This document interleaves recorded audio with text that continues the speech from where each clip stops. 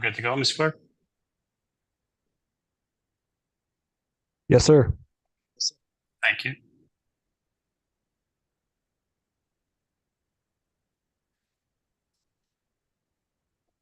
Mr. Clerk, the time is 7 o'clock. I'm going to call this public planning meeting to order. The town of Aurora acknowledges that the Anishinaabe lands on which we live and work are the traditional and treaty territory of the Chippewas of Georgina Island, as well as many other nations whose presence here continues to this day.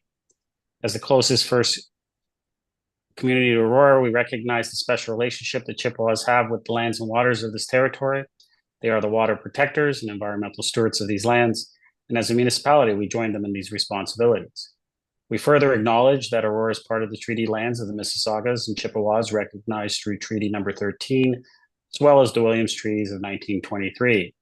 Shared understanding of the rich cultural heritage that has existed for centuries and how our collective past brought us to where we are today will help us walk together into a better future.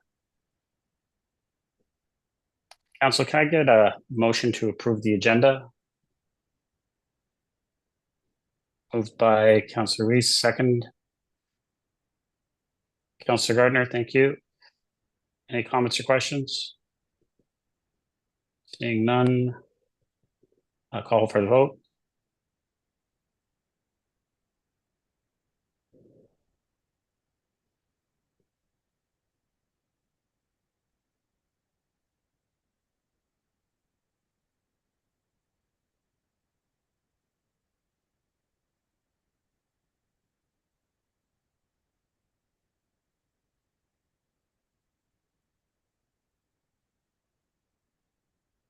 I vote yes.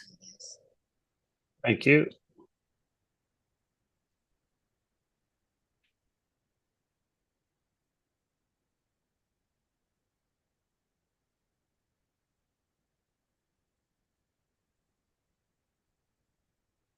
In case my vote's not working remotely, I vote yes.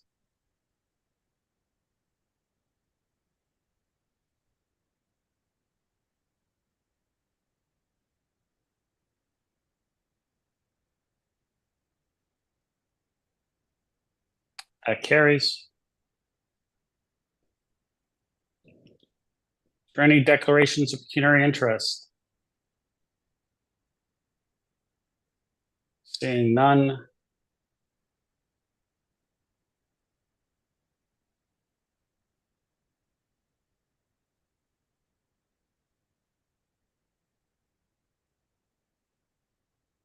All right, just give me 1 second here, everyone.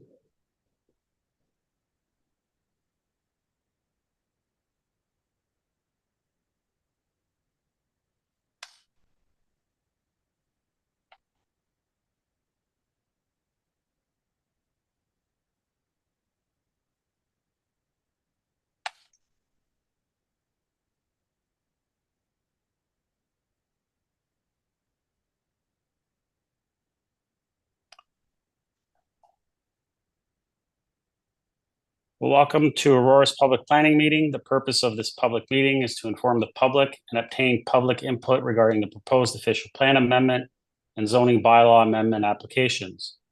For the planning application that will be considered by council tonight, the following process will occur. 1, town planning staff will outline the purpose of the planning application being considered. 2, then the applicant will be given an opportunity to make a presentation and address issues raised in the staff report or public concerns already filed. 3, following these presentations, members of the public will be invited to offer their comments or concerns respecting the item virtually or in person and may speak twice for up to 5 minutes each time. And 4, following comments from members of the public, I will then ask members of council for their comments. It is very important that the town receive the correct names and addresses of individuals having an interest in the planning applications. Therefore, if you plan to speak to council at this meeting, or if you wish to be notified of any further council or committee meetings concerning the application being considered, you must complete a planning interested party and speaker request form available on the town's website at aurora.ca/planning notices, or contact Planning and Development Services by email at planning@aurora.ca, or complete a green interested party form and leave it with our committee coordinator sitting at the front of the chamber. Under the Planning Act, the applicant or residents have the right to appeal any decision of council on a planning application to the Ontario Land Tribunal, but you must verbally express any comments or concerns here tonight or submit any comments or concerns in writing to the town prior to council adopting an amendment. The tribunal may dismiss all or part of an appeal made in respect of an application. This public meeting is being audio and video recorded. Names, addresses, comments, and any other personal information are being recorded according to the Municipal Act and the Municipal Freedom of Information and Protection of Privacy Act. This will help our town clerk prepare accurate minutes and to create a record that is available to the general public, including the town's website. Questions about this collection should be directed to the town clerk, Town of Aurora. I will now ask the town clerk to confirm the notification to the public occurred as required by the Planning Act. Mr. Clerk. Thank you, Mr. Mayor. Respecting item 5.1, report number PDS 24-058, application for official plan amendment and zoning bylaw amendment, 200 Wellington Holding Corp, 7 Lacey Court, Plan 65M2583, Block 12, and file numbers are OPA-2024-01, ZBA-2024-01, and a related file number being SP-2024-01. A notice of public planning meeting was mailed to all addressed property owners within a 120-meter radius of the subject lands, published in the local newspapers and posted on the town's website, as well as the subject signage on the subject lands. Public notification has been provided in accordance with the Planning Act. Thank you, Mr. Clerk. I will now ask the Director of Planning and Development Services to begin with the presentations. Mr. Ramuno. Thank you, Mr. Mayor. I'll ask Town Planner Antonio Greco to provide an overview of the planning applications, and after staff presentation, we'll ask the applicant's planner, Mr. Nick Pileggi, to make his presentation. Antonio?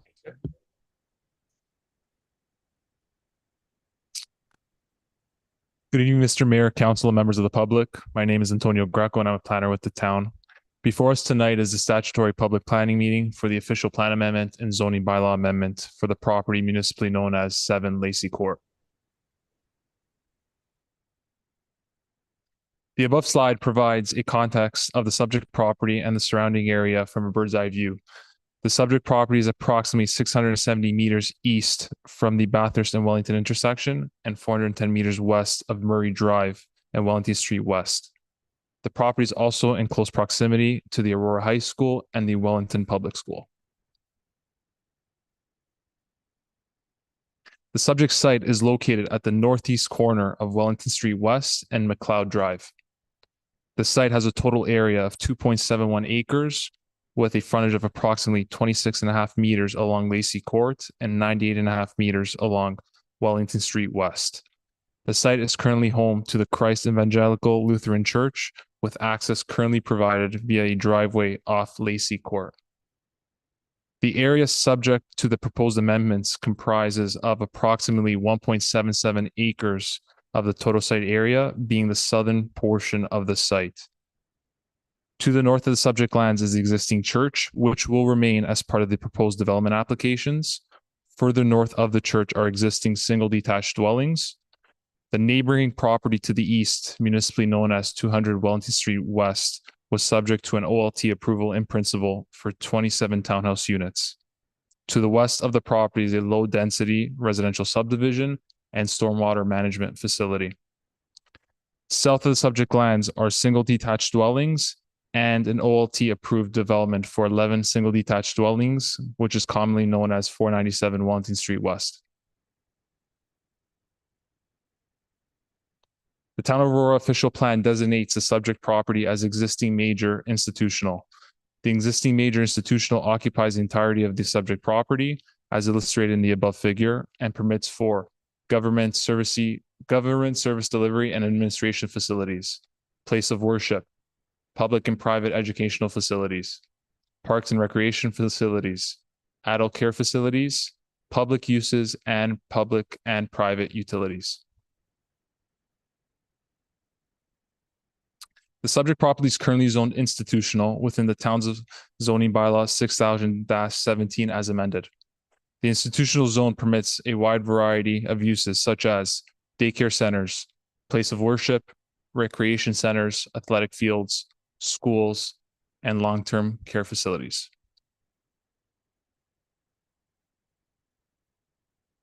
The proposed redevelopment of the southern portion of the property seeks to facilitate 29 townhouse units accessed through an internal condo road.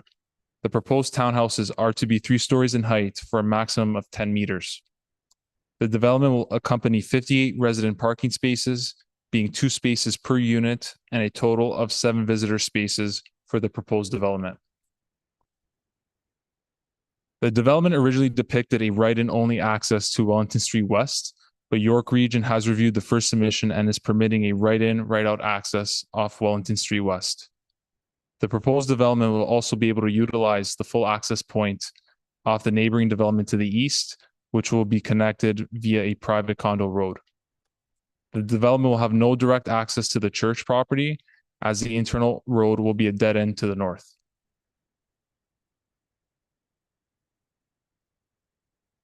This slide provides an illustration of how the proposed development interconnects with the property through an internal condo road. The full access point, which was mentioned in the previous slide, can be seen in the bottom right-hand side of the site plan, which can also serve the proposed development that is being presented tonight. As mentioned previously, 200 Wellington Street West has been approved in principle by the OLT in 2023. The proposed development would also require a consent application to the Committee of Adjustment to sever off the northern portion of the land containing the Christ Evangelical Lutheran Church, which is to remain as part of these applications. The church would effectively remain as its own parcel, and the proposed development, if approved, will occupy the southern portion of the site.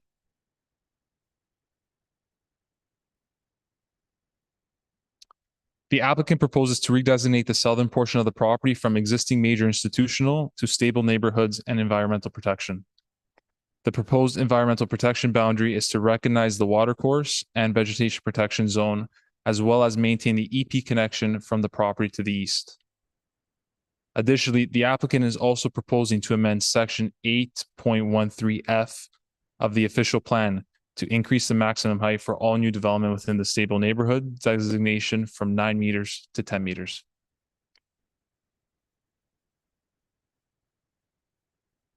To enable the proposed residential development and build form on the southern portion of the property, a rezoning to townhouse dwelling residential R8 with site-specific standards and environmental protection is required. The R8 site-specific provisions are to address setbacks, lot area, and visitor parking. The proposed environmental protection boundary is to recognize the watercourse and associated vegetation protection zone. The northern portion containing the church will remain to reflect the current institutional zoning. This slide provides conceptual renderings for the townhouse units. The units will range from 2,179 square feet to 2,561 square feet. Each unit will provide for 2 resident parking spaces, 1 in the garage and 1 on the driveway.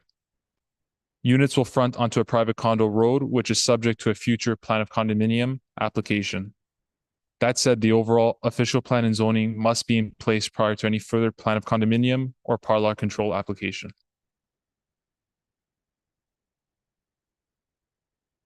In addition to tonight's public meeting, the applicant hosted a community information meeting on April 9th. At the meeting, there were various comments and discussions surrounding the future of the church, on-site parking, potential vehicular access to the church, and access off Wellington Street West. As part of the development applications, the church will remain and be severed off as its own parcel through a consent application to the Committee of Adjustment. The proposed townhouse development provides for a surplus in total combined parking spaces, being residential and visitor spaces, which can all be accommodated on site. The internal driveway will provide for a dead end on the north side with no vehicular access to the church. The Regional Municipality of York is the approval authority for access off Wellington Street West. The access to Wellington will be restricted to a right-in, right-out, provided that a raised barrier median is constructed on Wellington Street as confirmed by York Region.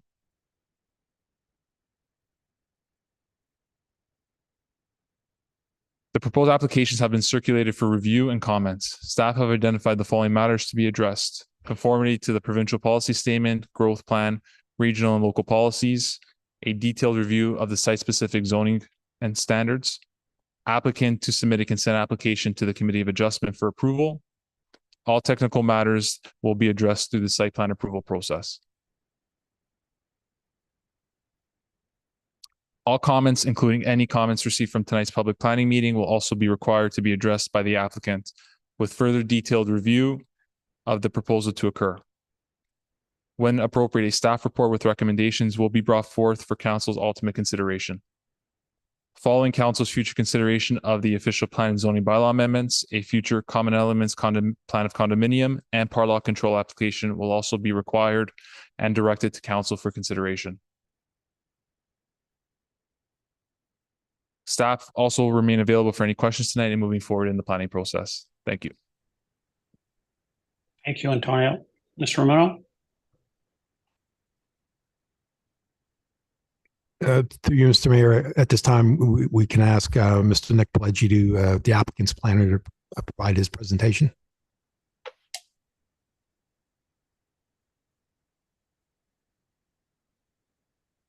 Thank you. Good evening, Mr. Mayor, members of council, and members of the public. My name is Nick Pileggi. I'm a land use planner with Macaulay Shiome Housing Limited, and I'm here tonight on behalf of the Christ Evangelical Lutheran Church and 200 Wellington Holding Corp on behalf of the applications for 7 Lacey Court. Which button is it? Oh, thank you.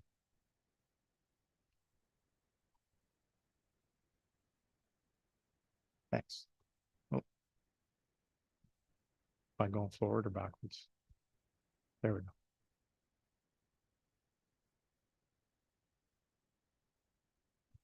Sorry about that. Thank you. So as you can see, this is an air photo of the site. 7 Lacey Court is the property at the bottom left, and it includes the Christ Evangelical Lutheran Church, which is to remain on the site. And then 200 Wellington Holding Corp also owns the property to the east, which is 200 Wellington Street West, that was approved for 27 townhouses. Just to give an idea of the surrounding context above and beyond the church and the approved townhouses to the east, there are other townhouse developments located on Wellington Street to the east of the site. The Aurora High School is just south and east of the site, and the public school is also to the east. Obviously, Wellington Street is to the south and Bathurst Street is to the west. So this gives you the idea of a couple of the approved developments in the area and how they relate to 7 Lacey Court. To the east is the 27 townhouses on 200 Wellington Street, and to the south is another approved development with 11 units on a private road as well. And those driveways were offset from each other, directly offset from each other, so that they could both be full moves accesses. So this gives you an idea of the zoning that we're proposing. I know it says existing R1 zone, but that's on the left there, but that's actually, it's an institutional zone now, right now, not an R1 zone. So that was a mistake on my part. And the proposed zoning is R8, which is similar to the east side at 200 Wellington.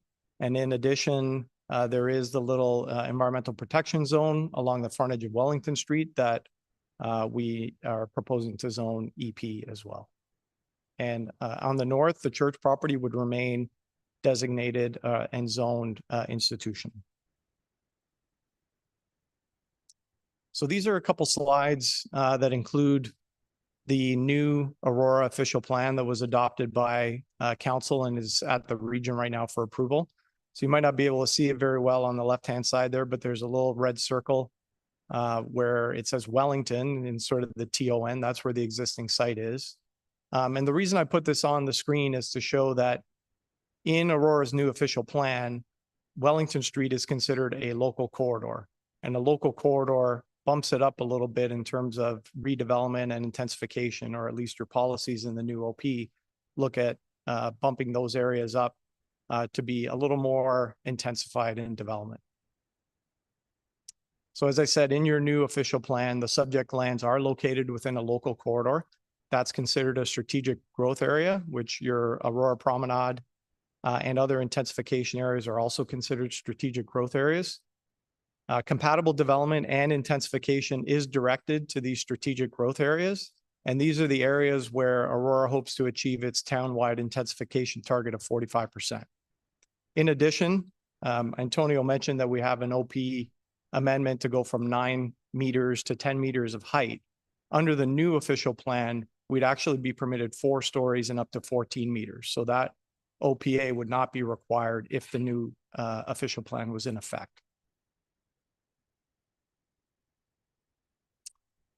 In addition, as it relates to the current OP policies, you can see at the bottom there that new multi-unit buildings on the edges of stable neighborhoods along collector and arterial roads, including duplexes, triplexes, fourplex, and townhouse dwellings, including stacked townhouses, subject to a zoning bylaw amendment application, are uses that are permitted in the stable neighborhoods designation.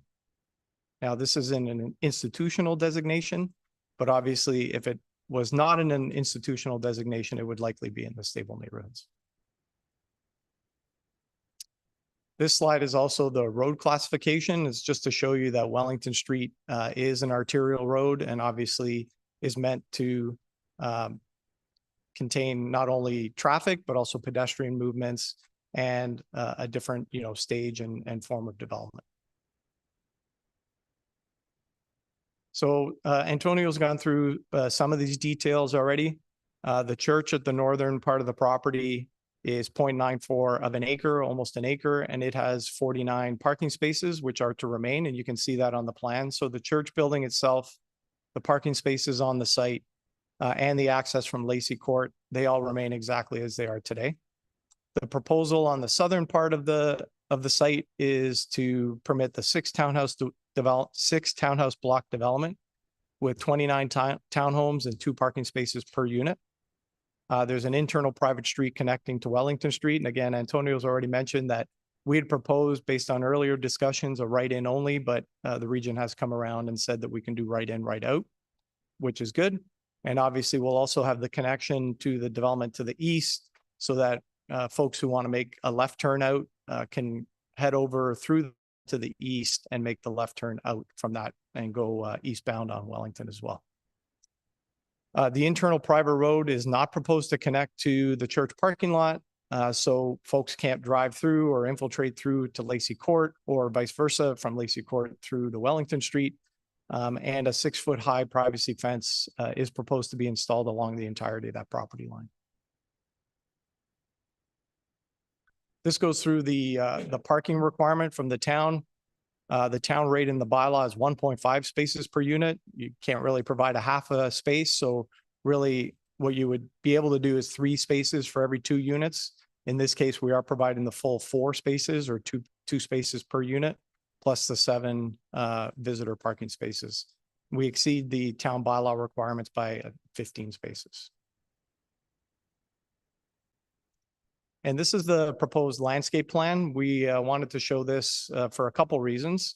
And Antonio's already gone through some of the comments that we received from members of the public at the community information meeting. But firstly, I wanted to show the buffer area along Wellington Street. So that area that is zoned for EP through a number of discussions with Lake Simcoe Conservation Authority. You can see that we're proposing some pretty robust planting in that area.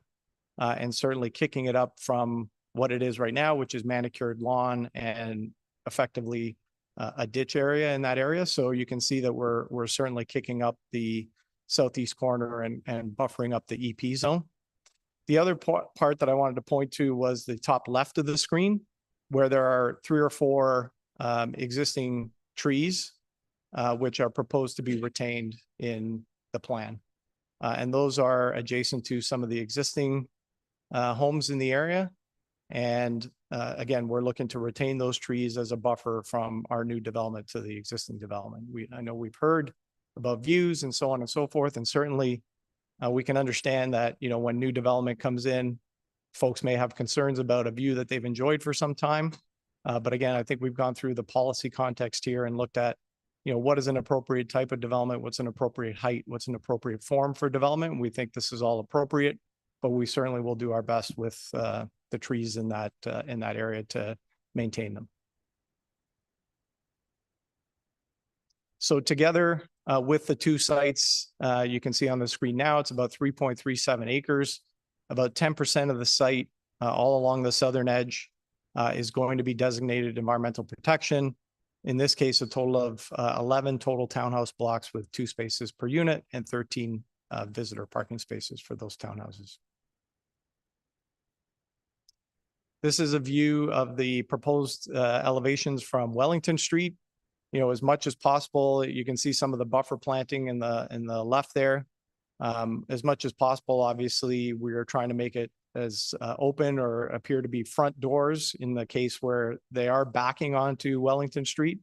You know, you want to make it look as if it's the front door or as much like a welcoming front door. So we're certainly trying to do that. And I think overall the townhouses are attractive and with a mix of different materials. This just gives you an idea of both the front and back elevations and how similar they are. One obviously has the driveways, the other one has several doors. And then this is the elevation to show you some of the different materials, breaking up the facades of the buildings. This is a 6-unit townhouse. You know, you try and make it so that there's step backs in the design. There's large windows, the garage is at grade, and then the entrances as well.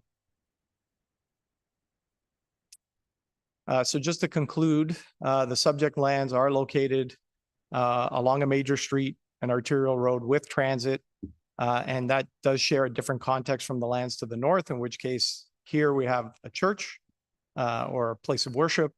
The extension of the approved adjacent plan to the east will create a comprehensive site plan with access only to Wellington Street, no access to the community to the north. The surrounding context, as I've gone through, includes some schools, parks. I didn't mention the small park slash stormwater management feature at McLeod and Wellington as well. There's a place of worship. There are institutional uses. There's even commercial plaza to the east with, you know, some commercial schools, Tim Hortons and a number of other things in that plaza, very close by, walking distance. There are higher density forms of buildings along Wellington Street in this area, including townhouse building forms. So it's our view that the proposed townhouse development is consistent with both the current and emerging context in the area. And we'll continue to work with staff on resolving the comments that have come in. There's still some comments that are outstanding. We'll certainly respond to those, any comments that come up tonight, and bring the application forward to a recommendation report. That's it for my presentation. I also have Steve Kirschenblatt, our architect, and representatives from the Lutheran Church available if there are any questions that I can assist with. Thank you. Thank you. Before I open it to the members of the public, I am going to pass the chair to Councillor Weiss, as it's very difficult to see the public sitting in the audience virtually. So, Councillor, the floor is yours. Thank you. Thank you, Mayor. We'll go to the public session, and really what I want to do here is invite those people from the public to come forward. And I hope you've all filled out the form that Linda has provided for you. This public session, make sure you kindly present your name. You'll have 5 minutes. You'll hear a tone when 1 minute is remaining and a final tone when your 5 minutes are up. Are there any members of the public who would like to comment at this time? Please come forward.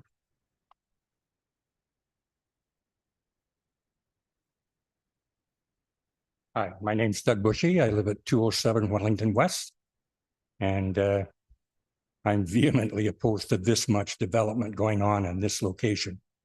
Mr. Mayor, I'm glad that you introduced this session with referring to our Indigenous peoples that we now live on their lands. I think if you ask them, they'd all have tears in their eyes looking at this development. This area is prone to flooding. It has lots of overland water coming on it at various times of the year. The proposal doesn't even include basements because the water table is too high. I think they should put basements in and market it as indoor pools, but perhaps they want to raise the homes on stilts like they do on some coastal areas, because there's going to be flooding here. Allowing for two parking spots per unit in such a confined area. You know they're going to be parking on the street. The people moving in here are going to be taking in renters. I'll guarantee half of them will rent out to help with the mortgage. Mortgages are pretty high. The interest rates are high. These prices are not going to be affordable homes. They're going to be much above that, even though they're 3-story townhomes. There's going to be overflow parking onto Wellington West for sure. I can guarantee you there'll be well over 200 people, 250 people living in this cramped area, overpowering the whole area. Not consistent with any of the neighborhoods. Definitely, it has to be, given pause. Reduce the number. Make sure that the aquifer can absorb a lot of the water that's going to be coming its way. We're seeing with climate change more and more extremes, heavier and heavier downpours. In my years of living in Aurora, I've seen numerous floods on Wellington, just before Yonge Street. I've seen the fields up near St. Andrews College covered in water. We're getting those 100-year storms about every 2 to 3 years, and they're going to become more frequent. This area is not going to be able to handle that. If you allow right-only turns going in and coming out, you're going to see a lot of U-turns very close to that entranceway. That's going to be problematic for traffic. You're going to see an uptick in accidents because people get very anxious about getting home early, and they're going to get to work on time. They're going to be rushing. It's not going to be a nice traffic flow there. And say what you want about public transit. People in Aurora don't use it that much. Most people go by car because they've got too far to go. If they're working in the city, they're going to at least drive to the train station. They're not going to be walking. They're not going to be taking transit most of the time. If they're going for groceries, they're going to be driving. Council, I urge you, do the right thing and pull back on this. It's just too much. If you poll any of the residents, I guarantee you, unless you're making a good dollar on it, you're against it. And this is all about, making a profit and moving on. None of these people are going to be living here. They probably won't even live in Aurora. They're just making their money and moving on. We deal with the mess later. So I hope you really give this really, really intense thought and do the right thing. All right. Thank you.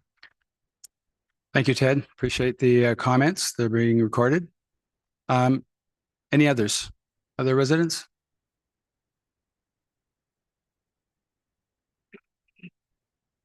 No more?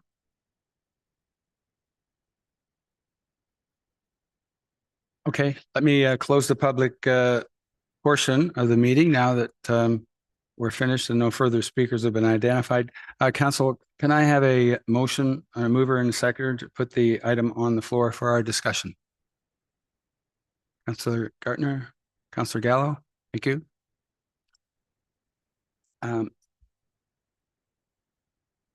So that the report PDS 24-058 be received and that comments presented at the statutory public planning meeting be addressed by Planning and Development Services and a report to a future committee of the whole meeting. Does council have any questions or comments?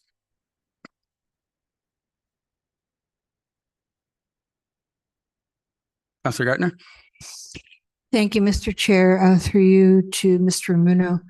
Mr. Ramuno, it says in the report that this is approved in principle through the land tribunal. Mr. Ramuno. What does that mean exactly? Mr. Chair. Through you, Mr. Chair, that reference approval in principle is to the 27 townhomes immediately to the east. That was a separate application by the same applicant, 200 Wellington. that went to the Ontario Land Tribunal last year. So the OP and zoning bylaws were approved by the tribunal. Approved in principle, the tribunal will issue the final order when the site plan agreement is ready for execution. So the applicant didn't proceed with the site plan agreement because they were essentially, they wanted to wait to submit this application, and they will deal with it as as one development application if council approves this second phase. In essence, it's a second phase. Thank you. The region, because it's a regional road, the region is the approval authority. So what are we waiting for them to approve? Mr. Mayor? Through you, Mr. Chair. So the region already approved, and I don't know if we can get the one of the attachments up. So in approving the first phase, 200 Wellington, and I think Mr. Pileggi indicated the main access into the first phase of the development is aligned with the 11 lot approval on the south side of Wellington, and that access is approved by the region as a full turn move access. So residents on the north side of Wellington will be able to turn left onto Wellington or right onto Wellington. This second phase, or the application before council this evening, is for the westerly phase, which will be connected via the private road, and the main access will be, if you get to next one. So I think what you heard is that the region of York has already approved the full move access to the east. This application before us this evening is also proposing a right in, right out access point on the Wellington Street, and the region has signed off on that. So if you're looking at this this attachment here, to the right was a initial phase that was approved by the tribunal. That includes the full access point onto Wellington. The second phase, this application for the council this evening, the southern portion of the Lutheran Church will also implement a right in, right out access onto Wellington Street. And the region has indicated they're supportive of that right in, right out in that location. Thank you, Mr. Aruno. Councilor Gallo or Gartner? Thank you. I think the report said that we were still waiting to hear from the region. But they have no more concerns, is what you're saying. Sure. With respect to the parking, the two units, one is in a garage and one is on a driveway. Thank you. Where on the southwest corner of the property, that is EP area? That's environmental protection?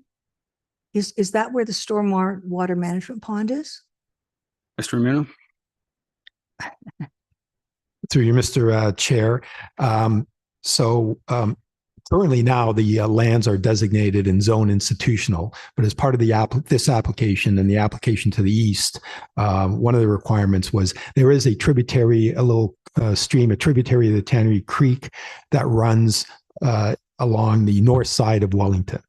So the proposal is for that portion of that area to redesignate those lands as EP, so they won't be part of a development. They'll be left undisturbed. And as part of the discussions with the Conservation Authority, they are recommending some replanting there. So that was similar to the first application last year, 200 Wellington. That entire frontage along Wellington, apart from the road access, the private road access, will be rezoned and designated to an EP area. And it'll be the similar approach as requested by the Conservation Authority. That portion will also be EP. The further to the west, the town owns a portion of the land to the west that fronts on the McLeod, which is a little open space parcel that includes a dry stormwater pond that's owned by the town. Councilor? So the whole front of that property, or at least part of it, is a ditch? Mr. Bruno? Through you, Mr. Chair. So the application before us this evening, it's really just the eastern portion of the frontage on the north side of Wellington that is really a swale. A swell. A swale. So the recommendation is to designate and zone that portion environmental protection, and it'll remain green.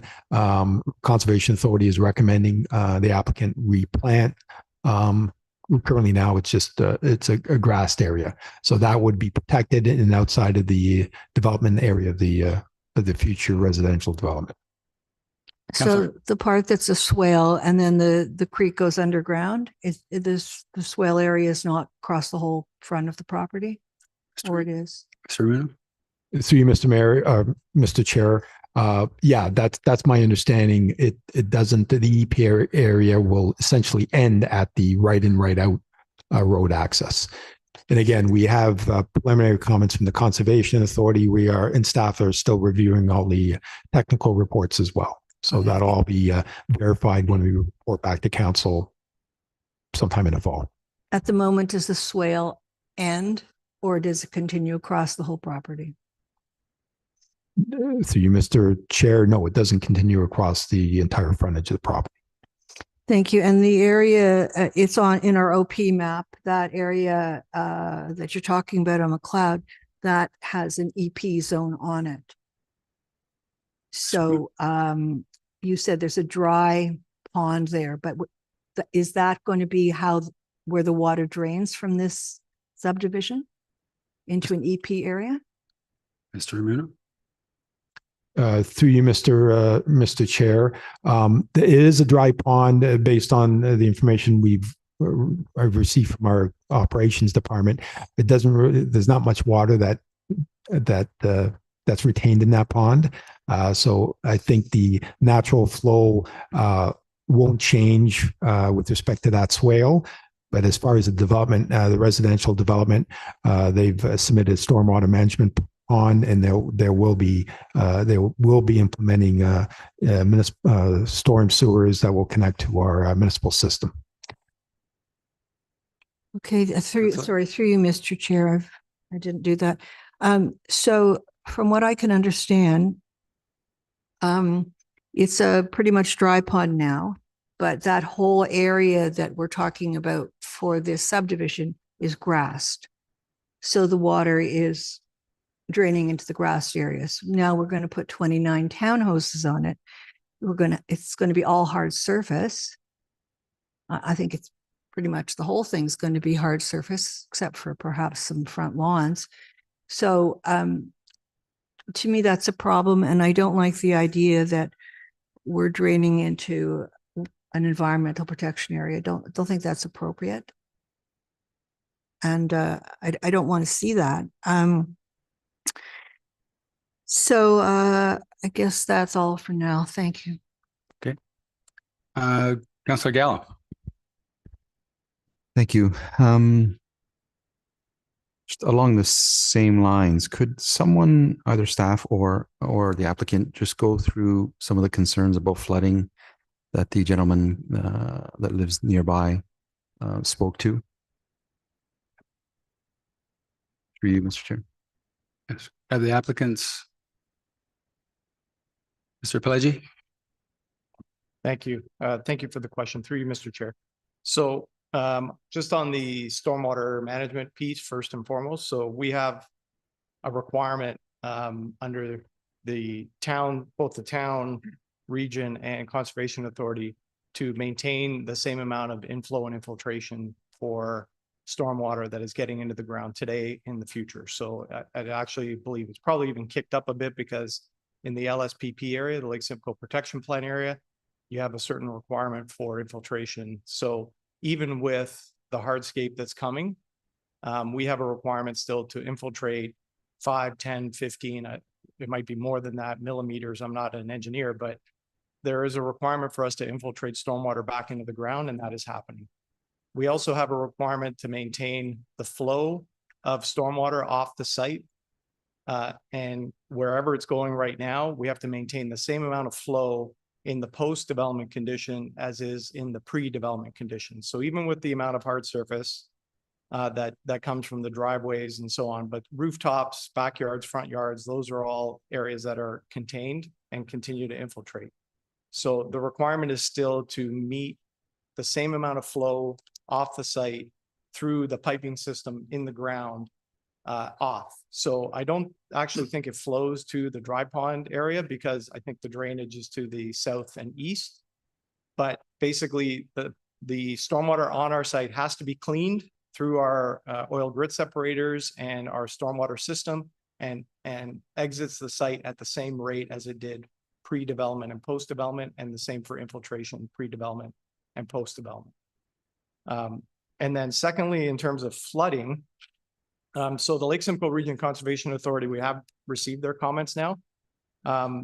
They review now, I mean, they can still provide comments on things like natural heritage and things, but that's not really part of their mandate anymore. But storm floods and natural hazards are still part of their requirements. So they've reviewed our hydrogeological reports, our engineering reports, and our planning reports. And they said that based on the review of the submitted information in support of the application, they have no objection to the approval of the applications for official plan amendment and zoning bylaw amendment. And then they go on to say that it complies with the PPS, will meet their regulation, a permit from LSRCA will be required. But from a storm perspective, they've reviewed it fully and have provided their sign off on the OP and zoning.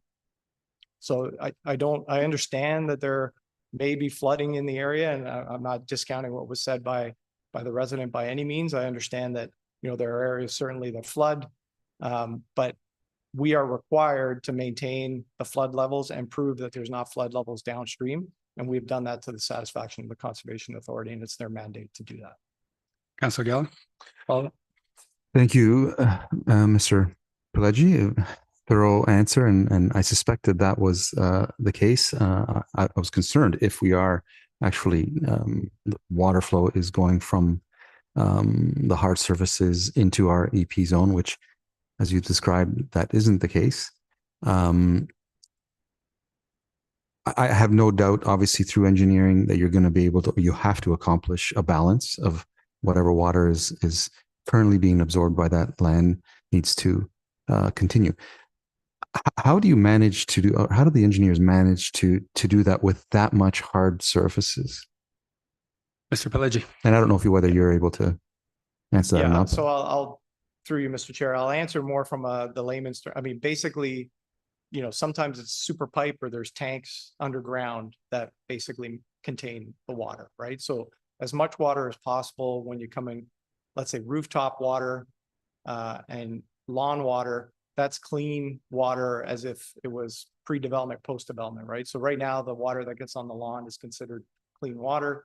And in the future, both rooftop water and lawn water will be clean water we're trying to infiltrate into the ground. So, you know, all of the eaves troughs and everything will be put into sort of a smaller drainage swale system that goes to infiltration areas to infiltrate into the ground.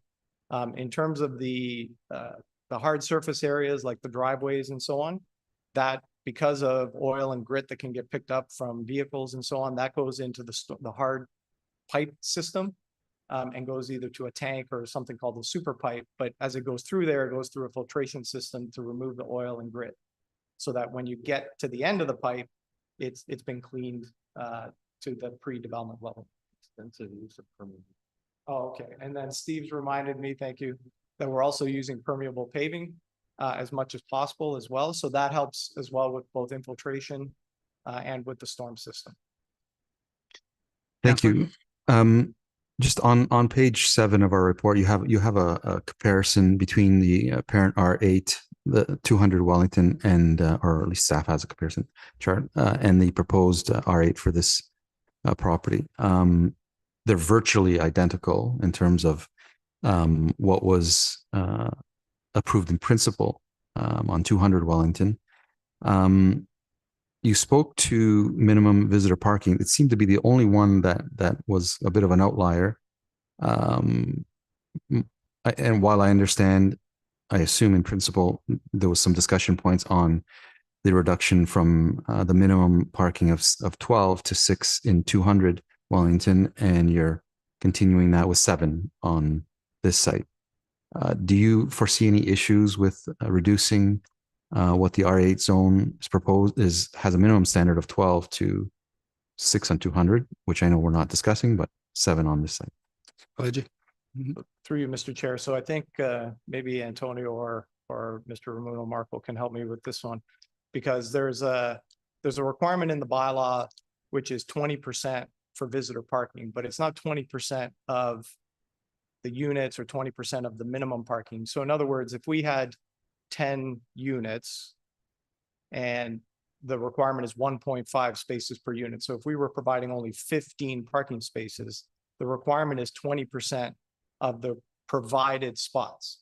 So we actually are, it looks like we're asking for relief because we're providing more than the minimum number of parking spaces, and then we're required to provide 20% more for those additional parking spaces as part of the visitor parking.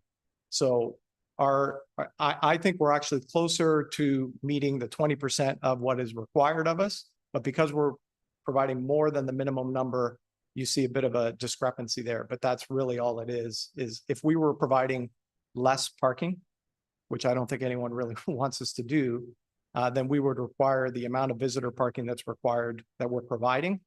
But because we're providing those extra 0.5 spaces for these 29 units, so an additional 15 spaces, we actually have to provide 2 or 3 more visitor spaces as well. So that's where you see the slight discrepancy between the two. And I saw Mr. Ramuno nodding his head, so I think I probably got it right. I'm not sure if I. Could I, through you, Mr. Chair, could I just get clarity from staff? Mr. Marino? Through you, Mr. Chair. No, Mr. Pelagie is right. It's really a function of our bylaw. As Mr. Pelagie mentioned, the townhouse parking standard rate is 1.5 space per unit. And of the 1.5 and of the parking spaces provided by this development, 20% of those spaces need to be designated as visitor spaces. So if an applicant, as in this case, they are providing more than 1.5 spaces, they are providing 2 spaces per unit, 20% of that are required to be visitor spaces. So they are providing surplus parking spaces under our bylaw. However, the 20% visitor space, that's where they are, you can say short, but overall they are providing more parking spaces than our minimum requirement in our bylaw. Counselor? Okay, it's a good explanation. You'll understand my confusion when the minimum standards in the report says 12 and there's 6 and 7. The only other one is the minimum rear yard setback. Sorry, minimum rear yard setback. The parent R8 says 6 meter. Minimum 200 Wellington is 1.6, and this is 2 meters. Could someone, not sure who, just speak to that? Through you, Mr. Chair. Antonio? Through you, Mr. Chair, can you just repeat your question, Councillor Gallo? So in that same chart, the minimum minimum rear yard setback in the R8 zone is 6 meters.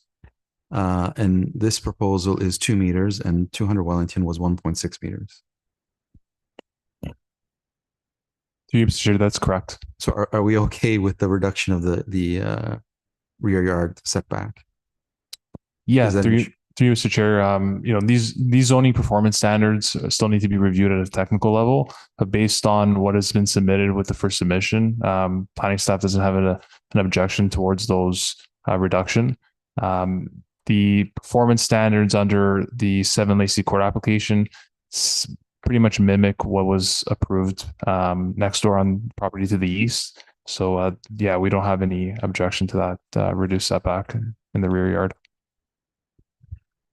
Can I direct that to Mr. Pelagie? Do you have a question or Sure. comment on that? Please. I think I through you, Mr. Chair, if I may, I think I might be able to provide some clarity. So when you're talking about condo development, the bylaw sometimes takes the standard from, so the front yard is Wellington Street and the rear yard happens to be the north side. So when you're talking about 1.6 or 2 meters, that's actually a side yard condition. I don't know if you can put the plan back up. My apologies, but yeah, so where those units that are on the left-hand side or on the west-hand side stack up, and then back onto the church, there's a 2 meter or 1.6 meter setback in that area, which I guess is the rear yard. Rear yard. But if you look effectively at each of the units, there's at least, I think, more than 6 meters. Yeah, 7.5 meter rear yard. For I understand. Now I So understand. it's not, you can see from the plan, effectively all of the rear yards have more than the 6 meters, actually 7.5. But I think what is happening in the report, what you're seeing is that 2 meters or the 1.6 is from the top left of the screen there, where that it's basically a side yard condition to the church parking lot. Is that? Got it. Thank you. Thank you. So generally speaking, you know, I still want to hear my colleagues, but I'm in favor of moving this development forward. I think the reality of it, if we were to deny it in any way, there's some history with almost an identical application just to the east that has, at least in principle, approval at OLT. And as you could see from the chart in front of us, it's virtually an identical application. So I don't think we'd have much success in my limited view of how OLT works. But as far as what's in front of me, subject to hearing my colleagues and anything that I haven't thought of, I'm in favor of at least moving this to the next level. Thank you, Councillor. Councillor Gillen. Thank you, through Mr. Chair. Just a couple questions. I know that we had a community session and some of the concerns was about making sure that there was no pedestrian access. And I know it was in the presentation, but if you can just confirm that there is actually going to be, I believe it's a 6-foot fence along the entire perimeter. So there is no access for people to park and walk through. I think that's some of the concern. If you could just confirm and verify that. Through you, Mr. Chair, that's correct. 6-foot board fence along the entire north property. Okay, perfect. Also, just out of curiosity, I know some of the homeowners on McLeod, I do understand that the existing vegetation is going to remain. I guess through Mr. Chair to you, would you be open to enhancing some vegetation there if it was feasible to fit any, just to enhance some of the blocked view? Should you be able to incorporate that? Is that something that you would entertain? Mr. Pelleggi. Sure, through the chair. I mean, I think obviously we have a site plan application as well. And as part of that site plan application, it's reviewed by both planning staff, you know, your natural heritage or landscape staff and so on. So certainly can take that comment and pass it through to the applicant and owners, you know, to do what we can along that area to make as much of a buffer as we possibly can. Perfect, thank you. I had a couple other questions for you, Mr. Chair, to Mr. Ramuno. I know that in the past we have had some issues with flooding in that low point at Yonge and Wellington, but correct me if I'm wrong. I believe that there was some construction done to correct some of the issues with some culverts or something that was blocked a long time ago, and it had fixed that issue. Because I know we have had some history of things backing up there, and I just wanted you to clarify that for people in the audience. Mr. Ramuno. Certainly, through you, Mr. Chair. No, that's correct, Councilor Gillian. That was a problem a couple of years ago where there was an old storm sewer that was clogged, and that was rectified. And I don't think we've had problems since then. But I do just want to clarify as well, you know, as part of the submission, the applicant has submitted, you know, over a dozen technical studies. And Mr. Pelleggi did mention that the hydro-G and water balance report are being reviewed by the Conservation Authority.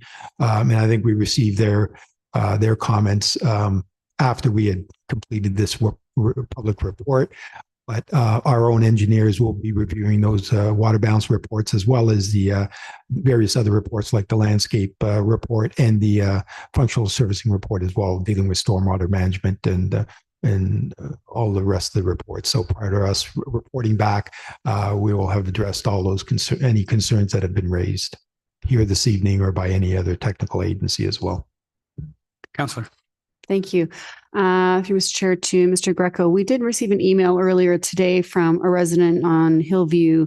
I want a little clarity on the new development being presented today. Is it similar to the density of Senator Court? They wanted to make sure that it was in keeping within the existing intensification, and knowing that they were satisfied with that. If you could just confirm that for the people who could not attend today.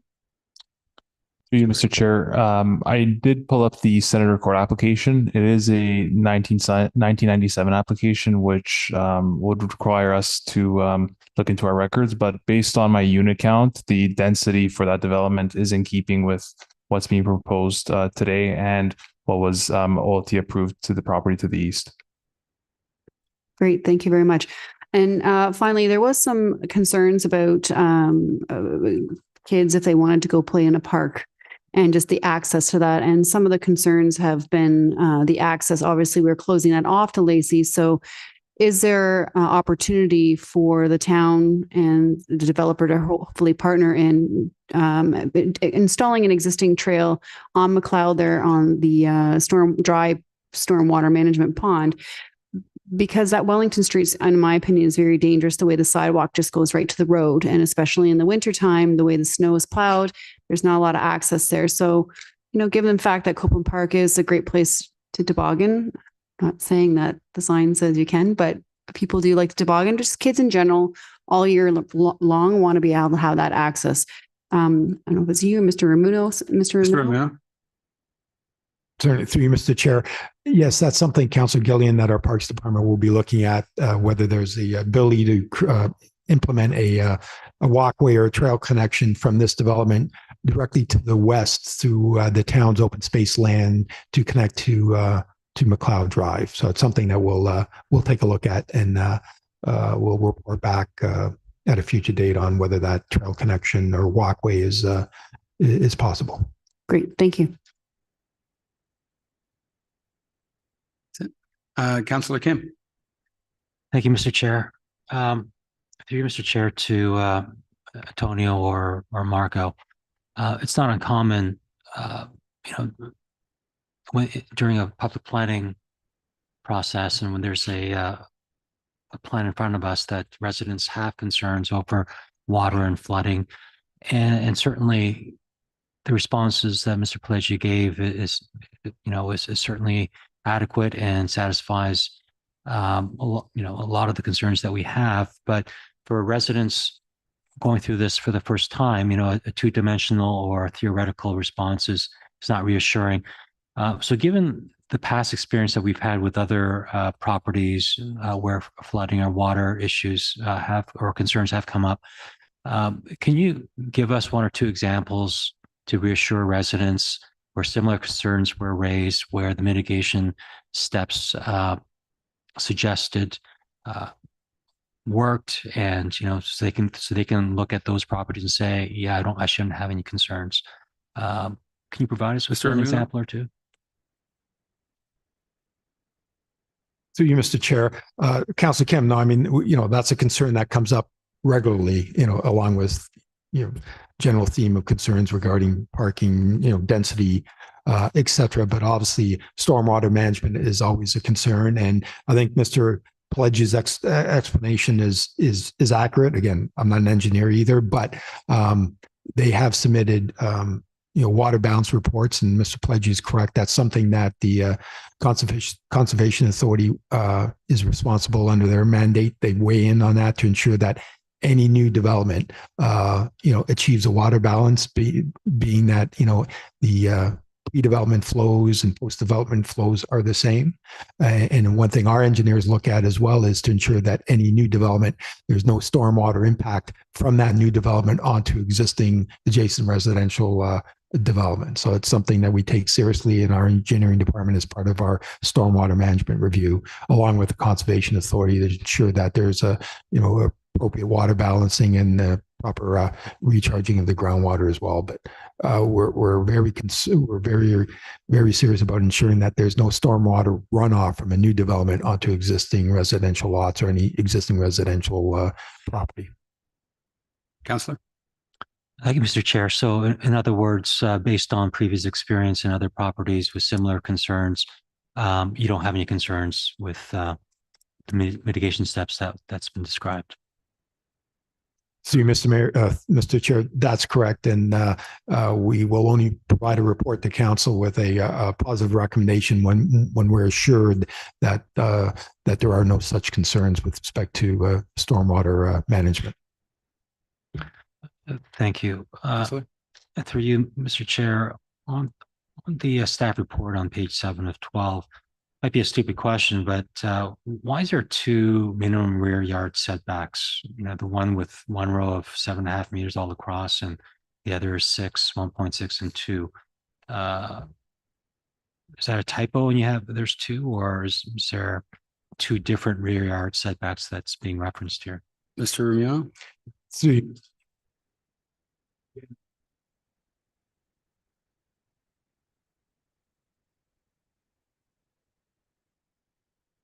okay, thank you. Through you, Mr. Chair. So I think Mr. Pelleggi touched on that. So it's really just a bit of an anomaly. All the rear yard setbacks as proposed meet the standard of 7.5 meter being a 25-foot rear yard setback.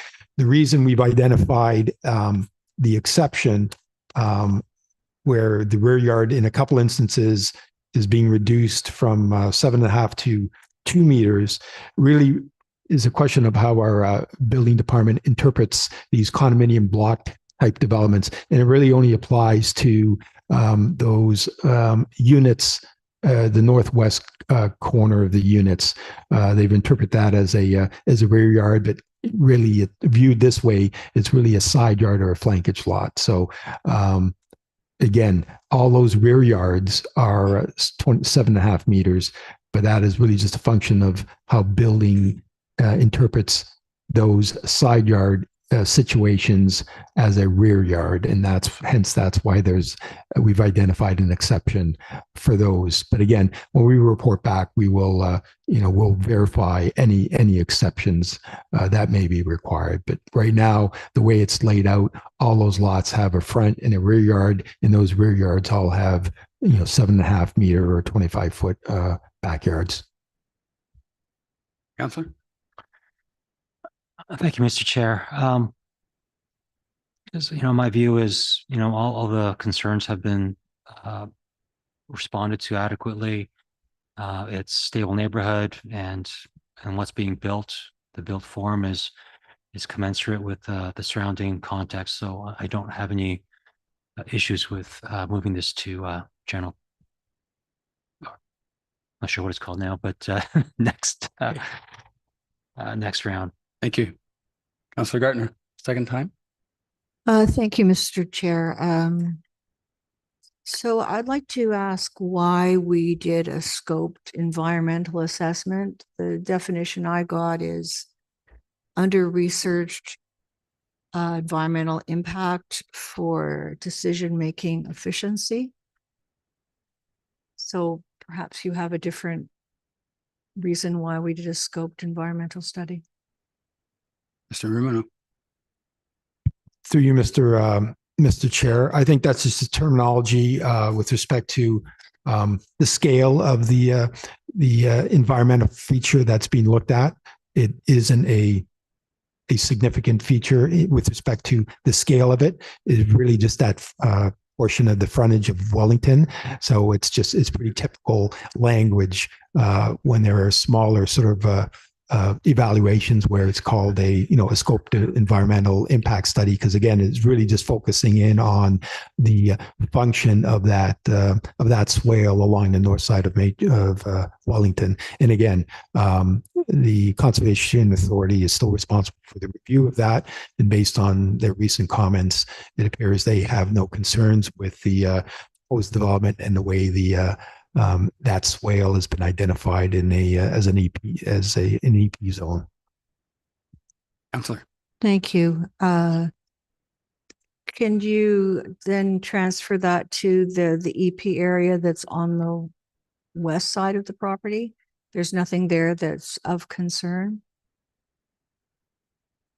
Mr. Ramona. Through you, Mr. Chair. So I think, Councillor Garner, if you're referring to that, the frontage just west of the right in, right out access point, that area hasn't been identified. No, thank you. I'm sorry to interrupt you. I mean, so it would be the southwest corner of where the dry stormwater management pond is. Yeah, through you, Mr. Chair, let me just pull up the, Thank you. I just want to pull up the attachment on that one. So that, to you, Mr. Chair, Councilor Gardner, that, I'm just pulling up the figure. Thank you. Yep, so that, that dry pond and that open space area that's owned by the town on the northeast corner of McLeod and Wellington is currently zoned as EP under our zoning bylaw, because again, that's town-owned property, and it just it reflects the stormwater pond that was constructed and conveyed as part of the overall residential past residential development. So that current zoning is already in place on the town property, if that's what you're referring to. And I believe the existing OP identifies that town-owned property as well as a combination of public parkland and EP. EP, correct. I could have phrased my question better. So this new development is not going to have any effect on that EP area? Mr. Ramon? Through you, Mr. Chair, no. Based on the Conservation Authority's comments and our review to date, no. Okay, thank you.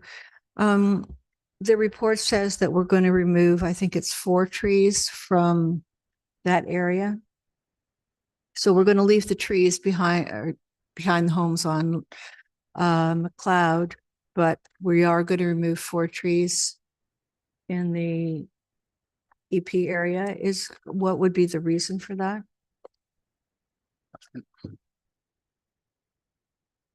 Shot. So through you, Mr. Chair.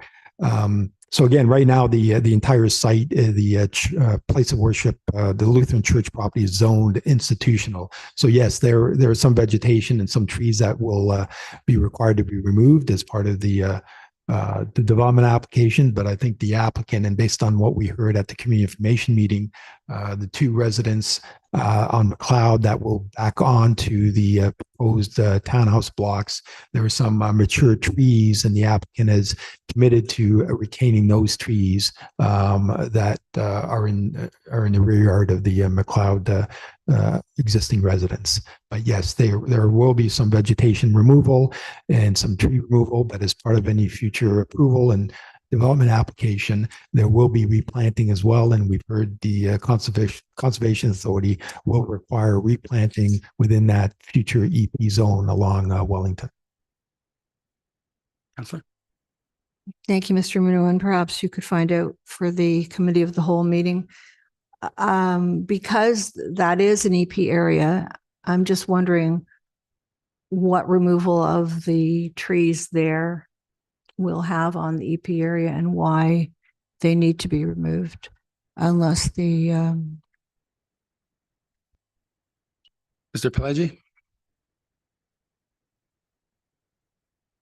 Thank you, through you, Mr. Chair. So I'm not sure I totally follow the area. I think, are we talking about the dry pond area? So we're not proposing to remove any tree on the Aurora side of the property line. So there might be some trees that are on our side of the property line that have to come down for the development, but we're not proposing to remove any trees on the dry pond site that's owned by the town.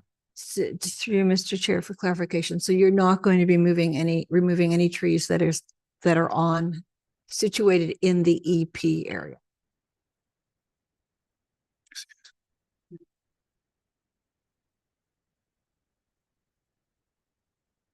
Okay, it's a concern. To the town, and we are not proposing to remove any trees from town line, which I believe is the EP area you're talking about. So, yeah. Thank you. Good to hear. Yeah. My apology to Mr. Bushy. Mr. Bushy, I don't think we can refuse this this development, notwithstanding your comments when you delegated. So that is an apology. I do have a big concern, though, with respect to visitor parking. There's going to be 29 townhouses. So let's just take Christmas time.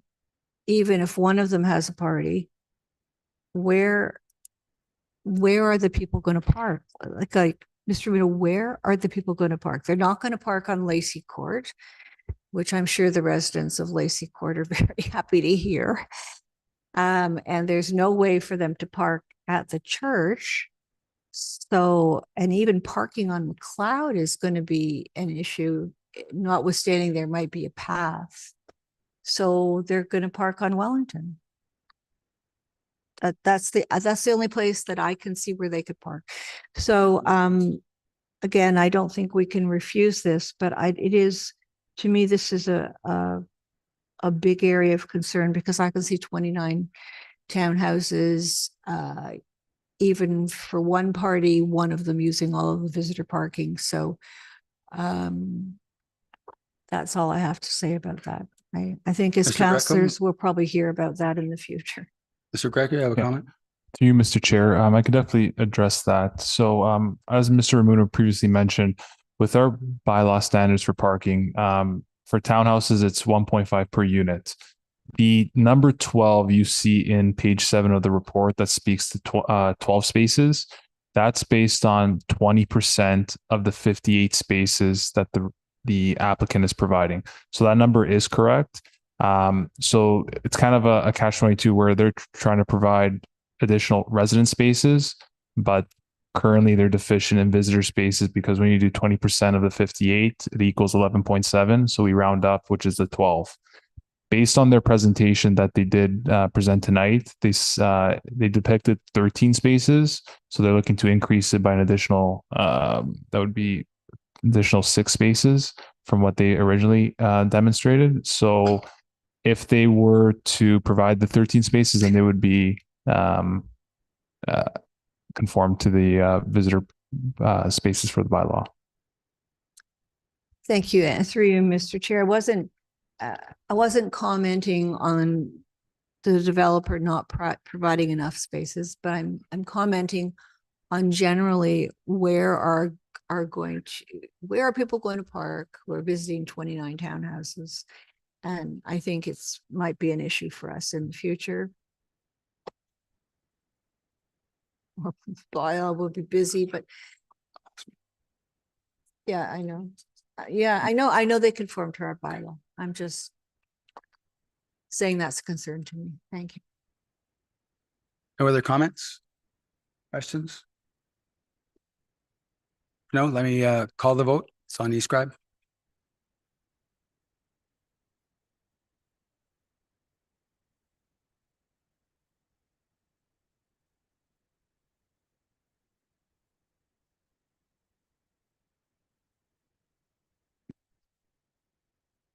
Mr. Clerk, my iPad is not working, so vote yes.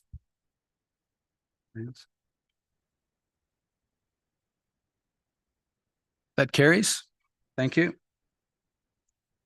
Let me move to the confirming bylaw.